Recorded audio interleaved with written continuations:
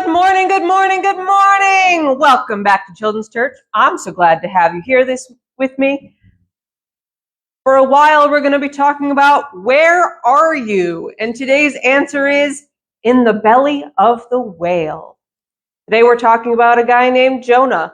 Jonah's whole book is really short. I'm going to shorten it even more for our purposes. But we're in the book of Jonah, which is in the Old Testament, and he's in the section called the prophets. He's a minor prophet because he has less writing. His whole book fits on these 2 pages. The word of the Lord came to Jonah, son of Amittai. Get up, go to the great city of Nineveh and preach against it, because their wickedness has confronted me. However, Jonah got up to flee from Tarshish, from the Lord's presence. He went down to Joppa and found a ship going to Tarshish. He paid the fare and went down into it with them from the Lord's presence. Then the Lord hurled a violent wind on the sea, and such a violent storm arose on the sea that the ship threatened to break apart. The sailors were afraid, and each cried out to his God. They threw the ship's cargo in the sea to lighten the load. Meanwhile, Jonah had gone down to the lowest part of the vessel and stretched out and fallen asleep. The captain approached him and said, "What are you doing sound asleep? Get up, call to your God. Maybe this God will consider us and we won't perish." "Come on," the sailors said to each other. "Let's cast lots. Then we'll know who it is to blame for this trouble we're in." So they cast lots, and the lot singled out Jonah. Then they said to him, "Tell us who is to blame for this trouble we're in. What is your business and where are you from? What is your country and what people?" He answered, "I am a Hebrew. I worship Yahweh, the God of the heavens, who made the sea and the dry land." Then the men were even more afraid and said, "What is it you've done?" The men knew he was fleeing from the Lord's presence because he had told them. So they said, "What should we do to calm the sea that's against us?" For the sea was getting worse and worse. He answered them, "Pick me up and throw me in the sea, so it may quiet down for you, for I know I'm to blame for this violent storm." Nevertheless, the men rowed hard to get back to dry land, but they couldn't because the sea was raging against them. So they called out to the Lord, "Please, Yahweh, don't let us perish because of this man's life, and don't charge us with innocent blood.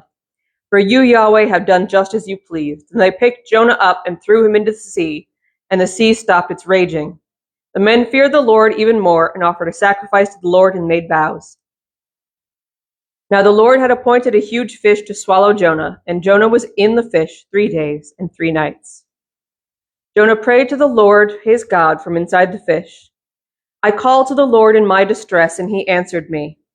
I cried out for help in the belly of Sheol, and you heard my voice. You threw me into the depths, into the heart of the sea, and the current overcame me. All your breakers and your billows swelled over me. But I said, I have been banished from your sight, yet I will look once more toward your holy temple. The waters engulfed me up to the neck, the watery depths overcame me. Seaweed was wrapped around my head. I sank to the foundations of the mountains. The earth with its prison bars closed behind me forever. But you raised my life from the pit, Lord my God. As my life was fading away, I remembered Yahweh. My prayer came to you, to your holy temple. Those who cling to worthless idols forsake faithful love. But as for me, I will sacrifice to you with a voice of thanksgiving. I will fulfill what I have vowed. Salvation is from the Lord." Then the Lord commanded the fish, and it vomited Jonah onto dry land. Yes, that's kind of gross. So Jonah did not want to go save the people of Nineveh. That's what God asked him to do. He was his prophet. He was supposed to speak his words. But Jonah hated these people. They were evil, and they persecuted the Hebrew people. They hated each other. One hated the other because they could, and the Hebrew people hated them back because they persecuted them. Jonah did not want to go preach God's message to them because he knew they would be saved. And he was right. When Jonah went and preached in Nineveh, the king tore his fine clothes and covered himself in sackcloth and ashes and repented. And so did the whole nation of Nineveh. And Jonah was mad about it. He's like, "God, couldn't you have just destroyed them? Wouldn't that have been better for everyone?" And God said, "No. I made them. They are my people, and they deserve a second chance." And when Jonah was mad about that, God rebuked him. He killed the fig tree he was sitting under. I don't know what God has against fig trees, but this is not the only time that happens. And he said, they are my people as much as you are. I made them, and they deserve a second chance. Shouldn't Jonah have known that? He got a second chance. Jonah was thrown into the sea and swallowed by a great fish.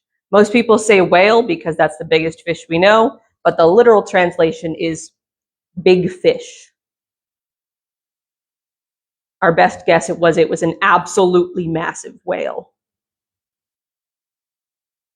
Jonah got a second chance, and a third, and a fourth. But he's still remembered as God's prophet. Because no matter how many times we mess up, God is steady. God is with us every step of the way, and God always believes that we deserve another chance to do the right thing. God will give us as many chances as we need. That's what I'd like you guys to remember this week. We'll be doing a whole series on Where Are You? And we'll be back next week with the next one in the lineup. Bye.